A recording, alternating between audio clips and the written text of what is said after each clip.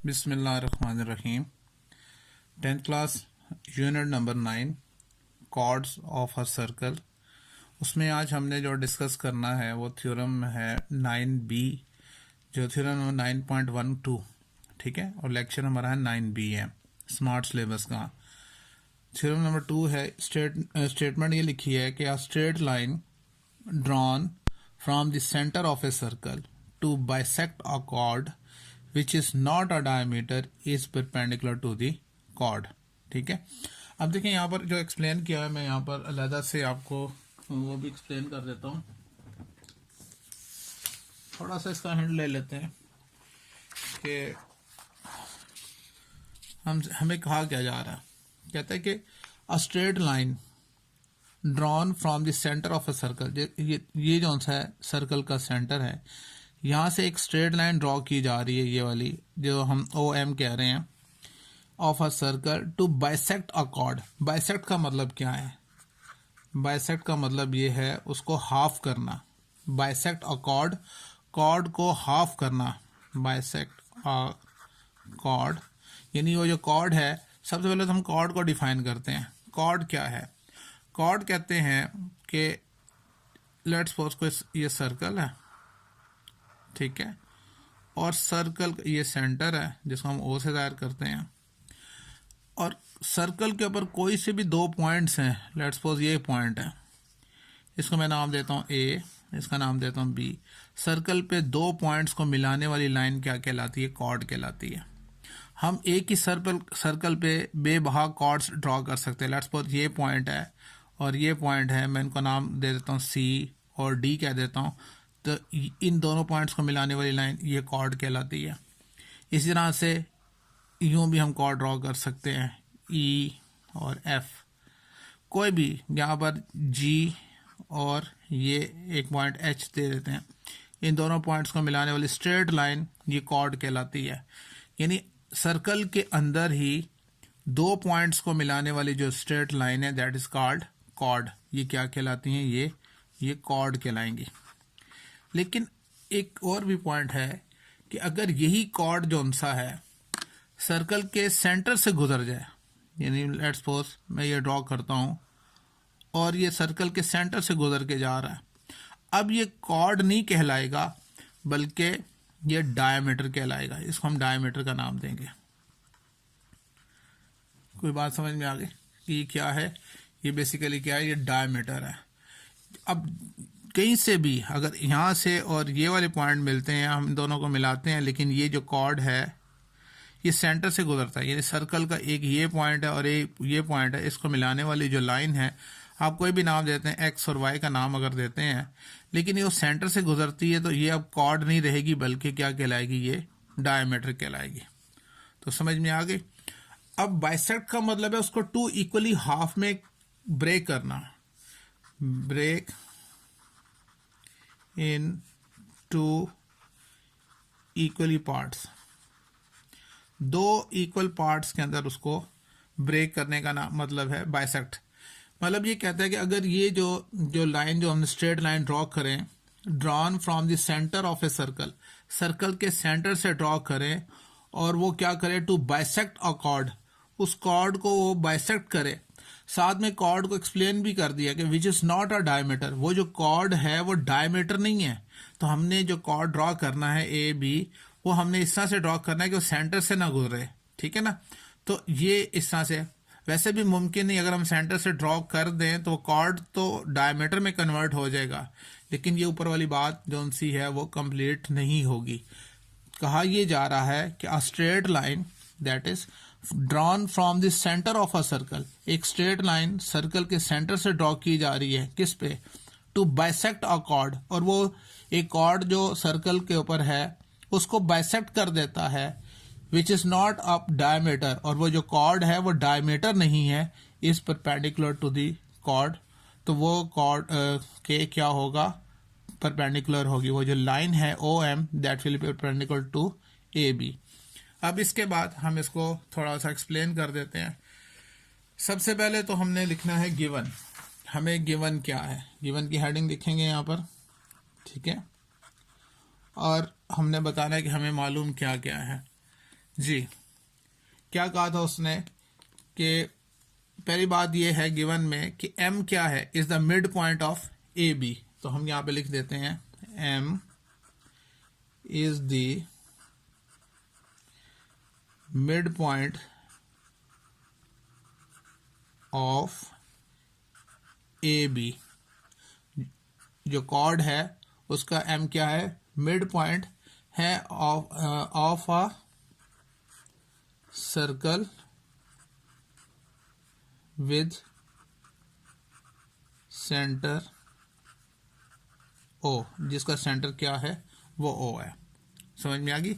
Given क्या है कि m जोन सा है is the mid point of the chord A B, of chord A B of a circle with centre O, जिसका सेंटर क्या है वो ओ है। ठीक है। अब इसको जो इसने यहाँ पे ब्रैकेट में जो बात हमें की थी कि विच इज नॉट अ डायमीटर, यानी वो जो कॉर्ड है वो डायमीटर नहीं है, इसको भी हम यहाँ पे एक्सप्लेन कर देंगे। Where chord AB is not the diameter of the circle। ठीक है, ये भी हमें गिवन में उसने बताया था, लिहाजा हम इसको यहाँ पे एक्सप्लेन जरूर करेंगे। तो गिवन में हमने क्या कहा कि m is the mid point of A B of a circle with centre O, where जो कॉर्ड ए बी है is not the diameter of the circle, ये कौन सा है, ये सर्कल का डायमीटर नहीं है। अब बात करते हैं प्रूव हमने क्या करना है। टू प्रूव हमने प्रूफ क्या करके दिखाना। तो जैसा कि मैंने बताया था कि उस लाइन के बारे में क्या कह रहा था, ये जो लाइन है ओ एम, इसके बारे में कह रहा था that is perpendicular to the chord, और कॉर्ड क्या है, ए बी है। तो हम लिखेंगे यहां पर कि ओ एम जो सा है that is perpendicular the chord A B, कि ये जो ओ एम है दैट इज परपेंडिकुलर। परपेंडिकुलर का क्या मतलब है कि वो 90 का एंगल बनाएगा। ये जो लाइन है जो स्ट्रेट ड्रॉ की गई है from the centre of a circle, और वो उस कॉर्ड को बाइसेक्ट कर रही है, तो ये क्या होगी, ये जो ओ एम जो स्ट्रेट लाइन है that is the perpendicular to the chord A B. वो ए बी जो सी कॉर्ड है उसके परपेंडिकुलर होगा। ठीक है। उसके बाद हम construction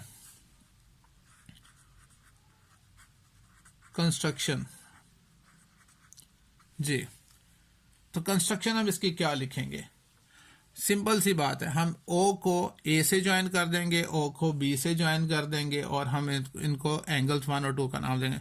join O with A and B, join O with A and B।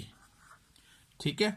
और right angles 1 angle 2, right angle 1 and angle 2। ठीक है। आपने इस तरह से इसको इस तरह ओ को ए से भी ज्वाइन कर दिया डॉटेड लाइन से, और ओ को बी से भी ज्वाइन करना, और हमने इनको नाम दे देना है 1 और 2 का नाम दे देंगे। ठीक है। इसके बाद जो है प्रूफ करना, हमने प्रूफ के लिए हमें टेबल बनाना होगा। ठीक है। अब देखें प्रूफ में हमने टेबल बनाया, एक तरफ स्टेटमेंट्स लिखते हैं और उसके बिहाव पर हम कोई उसकी लॉजिकल रीजंस हम साइड पे लिखते हैं। ठीक है।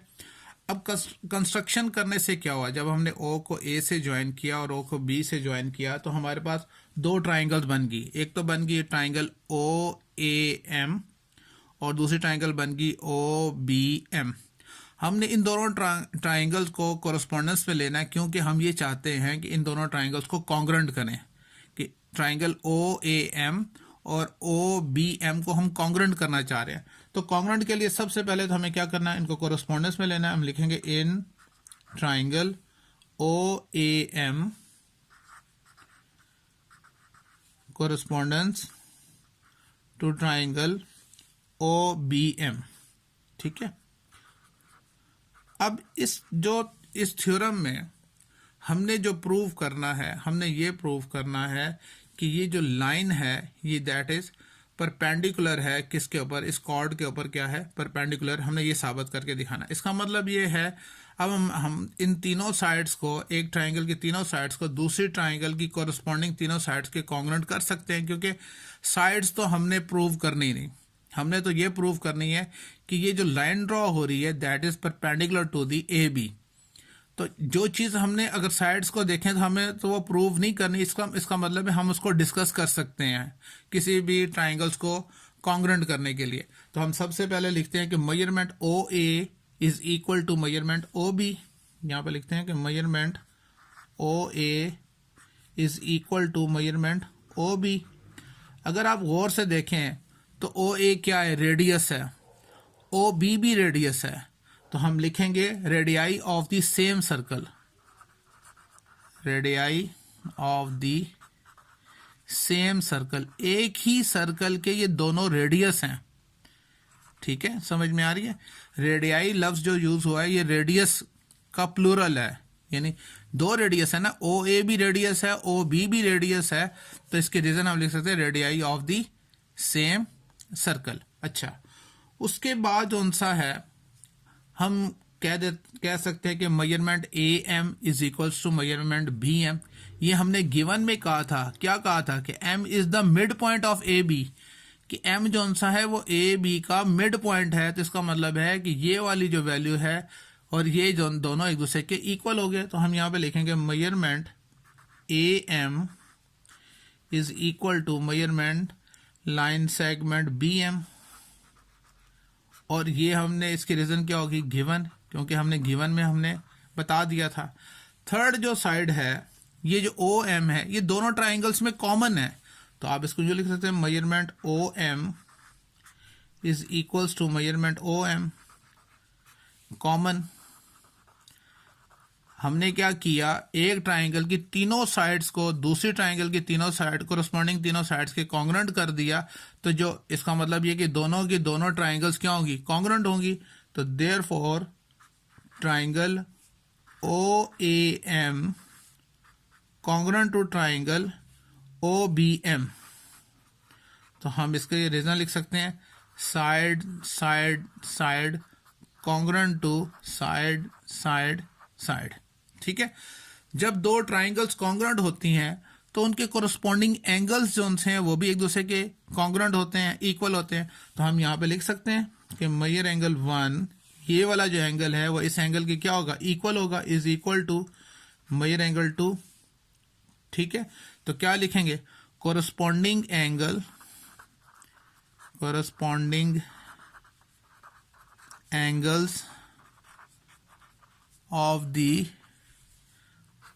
of the congruent triangles। ठीक है, ये कोरस्पॉन्डिंग जो उनसे हैं क्या है, एंगल्स हैं, corresponding angles of the congruent triangles, क्योंकि दोनों ट्राइंगल्स को कॉन्ग्रुएंट कर दिया है तो उनके ये क्या कहलाएंगे, कोरस्पॉन्डिंग एंगल्स कहलाएंगे। ठीक है, इसका मतलब ये है डेट इज हम जानते हैं कि मेजर एंगल 1, ये वाला एंगल यहां से यहां तक, इसमें प्लस करें मेजर एंगल 2 यहां से यहां तक, तो वो तो इक्वल टू होता है measure angle A M B, और वो इक्वल टू होता है कितना, एक स्ट्रेट लाइन पे एंगल कितना बना करता है, 180 डिग्री। समझ में आ रही है। पहली बात है ये सप्लीमेंट्री एंगल्स हैं, लेकिन किन की वजह से, एडजेसेंट एंगल है, यहां से कौन सा है, इसकी रीजन क्या लिखेंगे, adjacent supplementary angles, adjacent supplementary